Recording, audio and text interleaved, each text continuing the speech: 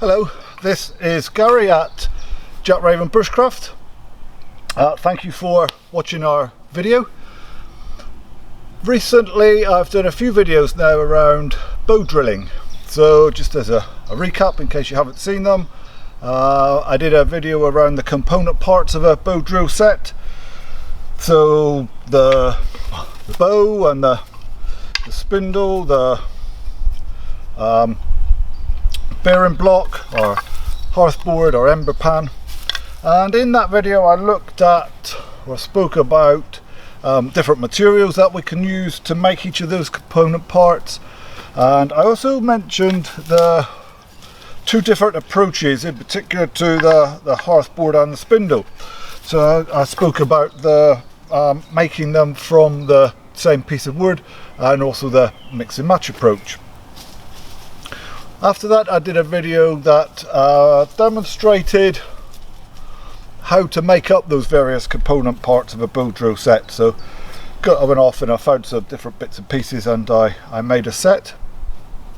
And then the third video I did was around getting your posture and technique right for bow drilling, and in that one I sort of emphasised how important it is to get your posture and technique right, and I sort of demonstrated what I do and suggested that it's probably a good place for you to start as well.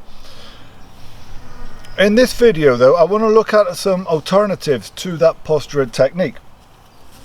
So over the years I've worked with people that have struggled to get into that sort of position for various reasons. So I remember an instance where I worked with someone who'd broken their wrist and found it difficult to kind of get this sort of downward pressure, and I've also worked with people in the past who find it difficult to actually kneel down, and it was for a variety of reasons. So there was injury involved, and arthritis was another reason. So I just want to look at some different approaches to our bow drilling posture. So the first one I want to look at is where people find it difficult to get the downward pressure onto their bearing block. So for that I'm going to use this piece of wood. So this is an oversized bearing block, if you like. So I'm just going to get a bit of a hole going on in there for my spindle to sit in, and I've got a bit of paracord here. So what I'm going to do is just tie this onto this tree, and I'm just going to wrap this around. It doesn't have to be any particular, not just something that's going to hold this in position.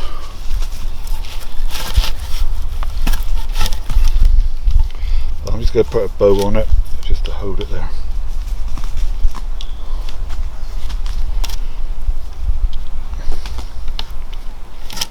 Something like that. There. So now I can set myself up. With this approach, you can find yourself sometimes just having to move things around a little bit. But there we go. So I've got that more by luck than judgment. I've got it pretty much in the right place first time around. So everything else is going to be the same. What's going to change is this big bearing block. So I'll just get my, pop this ember pan under there. Like so. Get my spindle strong, pop that in.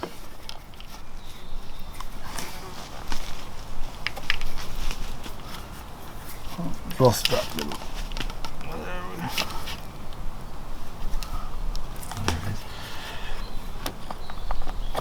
Right, so as I say, everything else is the same. So I've still got my arm I've got my foot in, well yeah, let's start down this way. I've got my foot in, still close to the, nice and close into the spindle. I've still got my arm coming down, wrapped around, and I've still got my wrist, my watch strap, tucked in there against my shin. The only difference now is that most of the weight is actually coming from this piece of wood rather than me. And you can see I can now just sort of drill away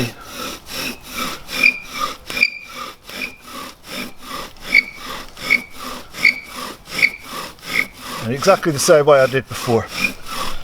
So as I say, the only thing that changes particularly is using this piece of wood for a bearing block. And I'm not really putting very much weight at all. My hand, left hand, is really not doing much more than just holding the piece of wood still.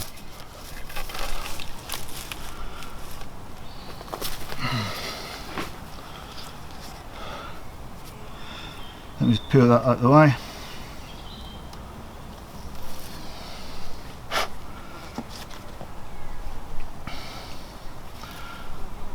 And we'll gently lift that up.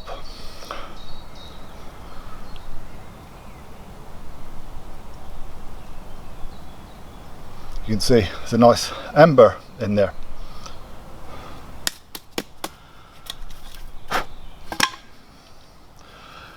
Let me just untie this again, and we shall take a look at a slightly different method. And this is for, so this next one I will look at is for people that aren't able to kneel down easily.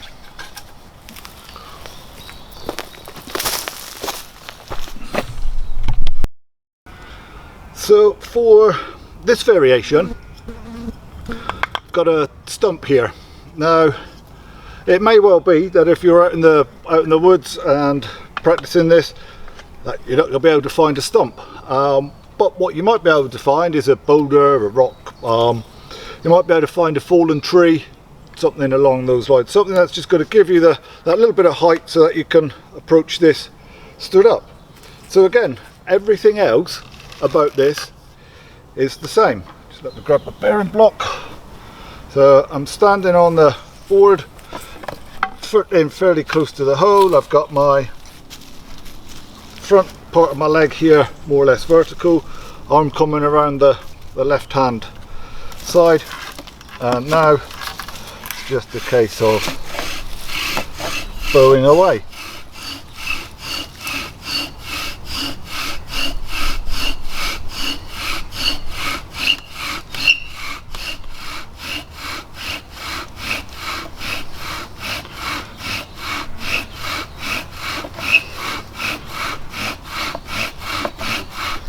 Last few seconds I've picked the pace up.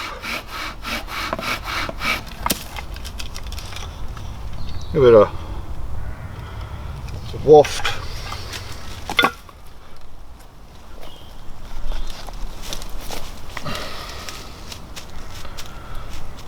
Pull the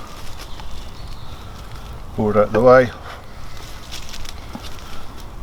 And again,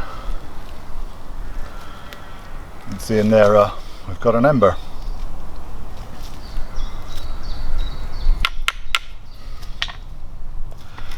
I just want to look at one last variation.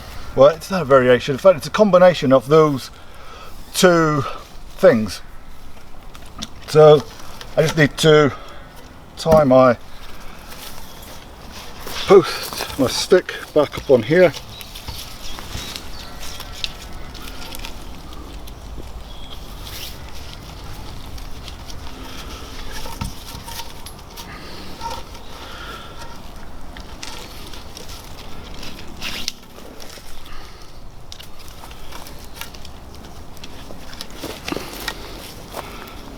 So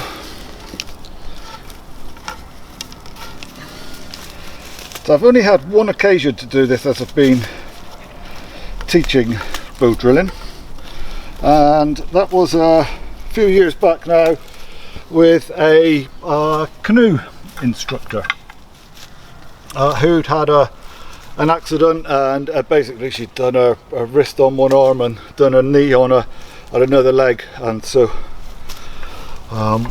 we came up with this approach. Before that, I just need to resharpen my spindle.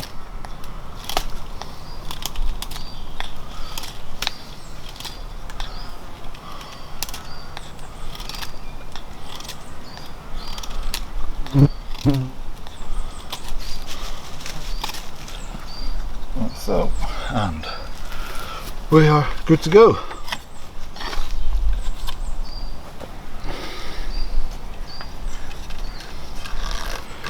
As I said earlier, this can take a little bit of playing around just to get everything kind of lined up, to get that there. So that's about it, I think. Like so.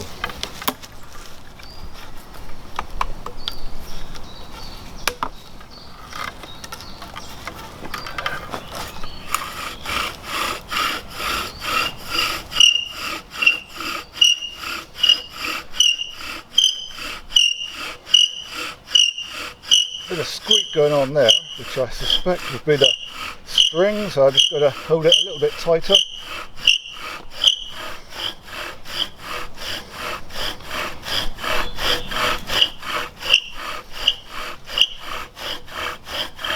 And again, pick the pace up for a few seconds.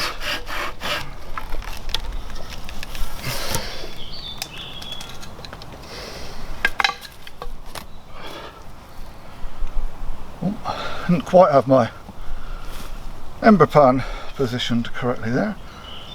Nonetheless,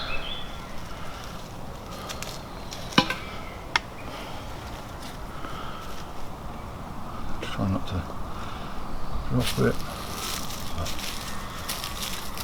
There we go. I don't know if you can see from your side of the camera, nice ember there, smoking away like Billy-O. So just put that down in front of me. So hopefully guys, that's going to be of some use to you. I wouldn't necessarily suggest those alternatives if you are in sort of normal physical sort of condition or shape. As I say, the oversized bearing block approach I've used in the past, where people have struggled to get the downward pressure, the standing on a stump or a log or a boulder or something else, where people have had issues with being able to kneel down. But to know these alternatives, I think, just puts another tool in your bushcraft toolbox, so to speak. So I hope you found that to be useful. If you haven't seen the previous videos I did, then take a look. They're on our YouTube channel, and to make sure that you don't miss any future videos that we put out, then please subscribe. Take care and stay safe. You dafty.